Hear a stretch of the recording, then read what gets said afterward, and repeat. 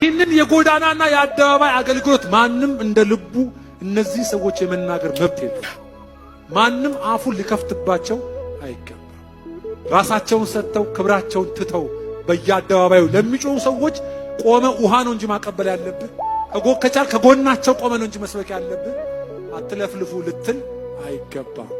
ገና ይህ የመንግስቱ ወንጌል ምን ይደረጋል? ገና ክብር ለወንጌሉ ባለቤት ለእግዚአብሔር። ሃሌሉያ። ይህንን የጎዳናና የአደባባይ አገልግሎት ማንም እንደ ልቡ እነዚህ ሰዎች የመናገር መብት የለም። ማንም አፉን ሊከፍትባቸው አይገባም። ራሳቸውን ሰጥተው ክብራቸውን ትተው በየአደባባዩ ለሚጮሁ ሰዎች ቆመ ውሃ ነው እንጂ ማቀበል ያለብህ። ከቻል ከጎናቸው ቆመ ነው እንጂ መስበክ ያለብህ። አትለፍልፉ ልትል አይገባም። ገና ይህ የመንግስቱ ወንጌል ምን ይደረጋል? ገና ክብር ለወንጌሉ ባለቤት ለእግዚአብሔር። ሃሌሉያ።